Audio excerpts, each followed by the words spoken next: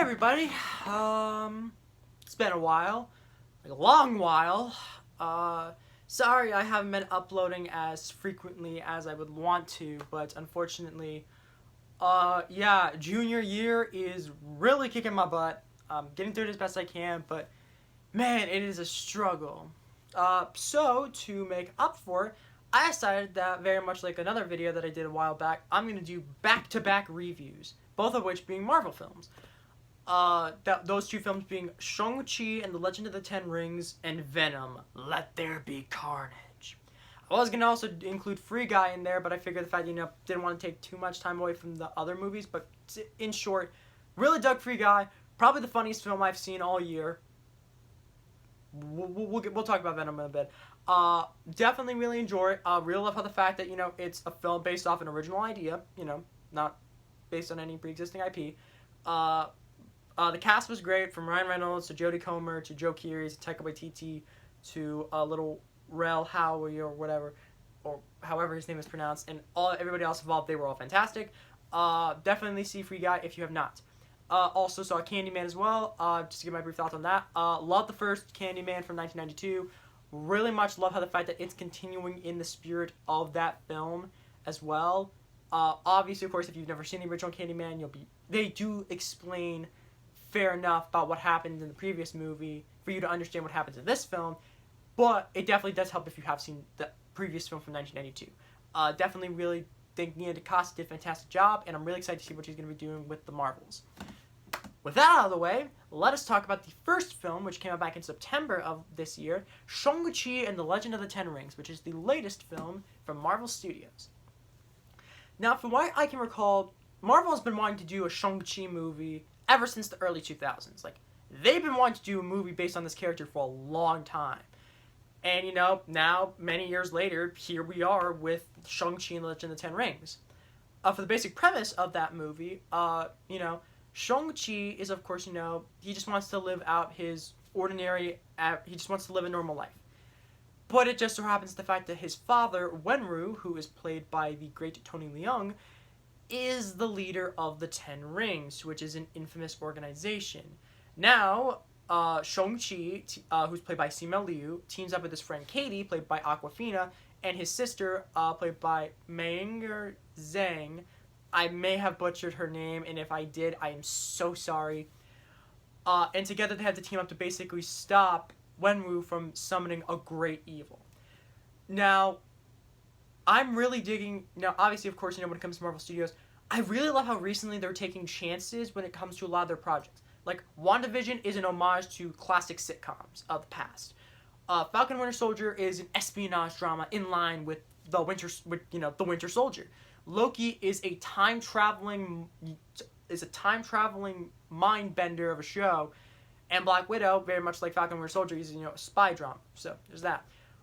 So I find it really interesting the fact that Marvel is basically doing a martial arts film, because that's basically what, Shang-Chi is. It's a Marvel martial arts film. Man, it is probably one of the best Marvel movies that we've gotten, like one of the best standalone Marvel movies that we've gotten in a while. This movie was fantastic, right off the bat. Action sequences were fantastic. Like, if you thought the fight scene on the bus, in which Shang-Chi has to take out Razor Fist, who is also fantastic, then, man, you are in for one heck of a treat, because the action sequences in here were amazing. I think it's either Destin Daniel Cretton or Daniel Destin Cretton. I'm forgetting what his name is, but the director of Just Mercy, he did a fantastic job here. Like, the action, like, the way he's able to compose shots and the way he's able to choreograph, he's able to capture all the fighting is fantastic. Not only that, but cinematography by Bill Pope, the guy who did the Matrix films, looks fantastic too. And the performances from everybody are really solid. Simu Liu made me care about a Marvel character that I only had the vaguest of knowledge of. And he's absolutely fantastic. And Tony Leung is probably one of the best Marvel villains we've gotten in a while, because you totally sympathize as to why exactly he's doing what he's doing, because he's summoning this great evil under the pretense of the fact that he's bringing his wife back from the dead. Obviously, of course, he would do anything for her. It just so happens the fact that his means are not the best. And, it's just really fantastic about how, they're really able to do this. Not only that, but I really love the fact that they're really beginning to, have this really fantastic film that basically is just a celebration of Asian culture is really fantastic.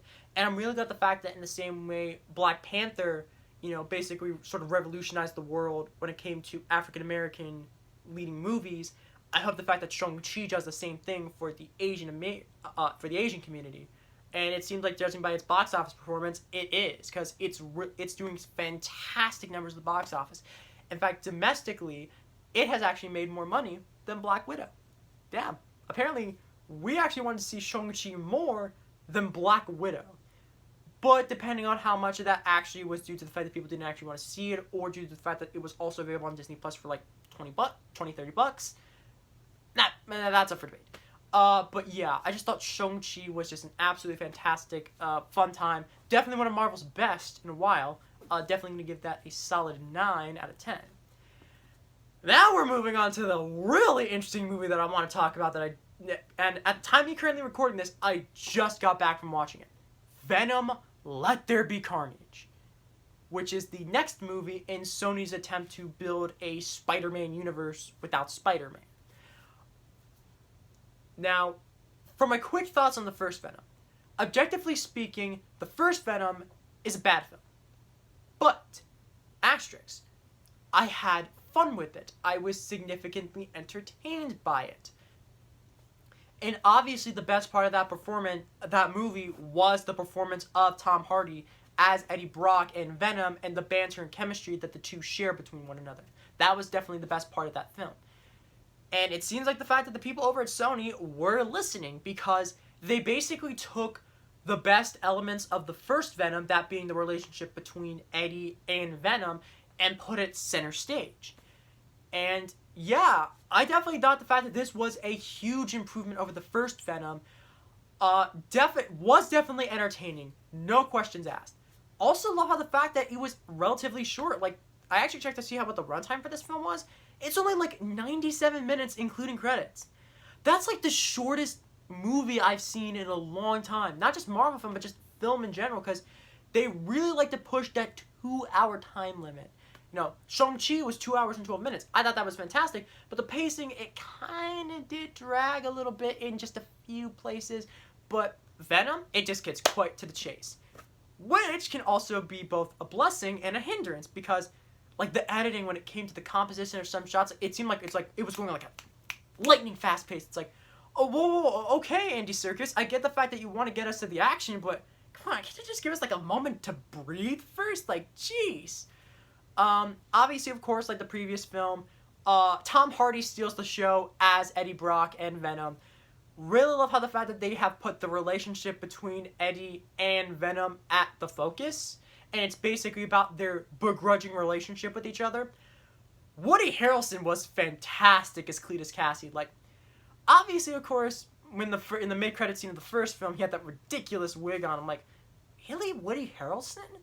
But then, of course, in this film, you really do get to see about how he's a fantastic choice for both Cletus Cassidy and Carnage, because very much like Tom Hardy, he did play both Cletus Cassidy and he was the voice of the Carnage symbiote. And you really do get the sense about how Cletus is this psychotic maniac.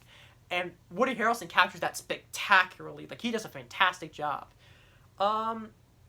Obviously, of course, the supporting cast was decent. I mean, you got Michelle Williams from the first film. She's coming back alongside Reid Scott.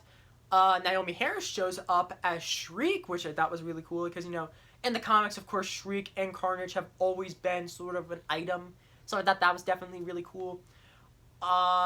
Stephen Graham appears in the movie as Detective Mulligan. He's a fantastic... No, don't get me wrong, Stephen Graham's a fantastic actor. But, I think... Okay, so one quick little other thing that I have sort of issue with in the movie is how sometimes the supporting cast seems like they can be very important.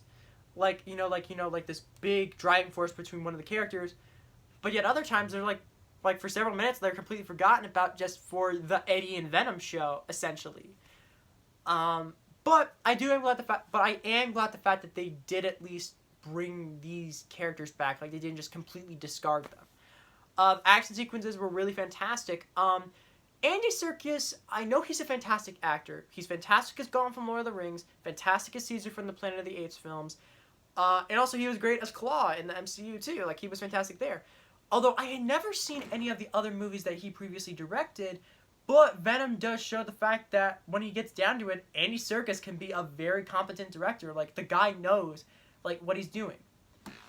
With that being said, though, if you did not like the first Venom, like, if you didn't legitimately find it like, I know the fact that the first Venom was a bad movie, but I knew it was entertaining. If you legitimately just thought Venom was a bad film and you didn't like it, you are going to hate this movie, without a doubt. But for those who are willing to suspend their disbelief, and for those who legitimately did have fun and enjoyed the first Venom film, I definitely do think the fact that you are gonna get a kick out of this film. Also, stay for the mid-credit scene. For Shang-Chi, there's two credit scenes. There's a mid-credit scene, post-credit scene. Stay for both. Venom, there's only a mid-credit scene, and that mid-credit scene is probably one of the most important mid-credit scenes in any Marvel movie I have ever seen.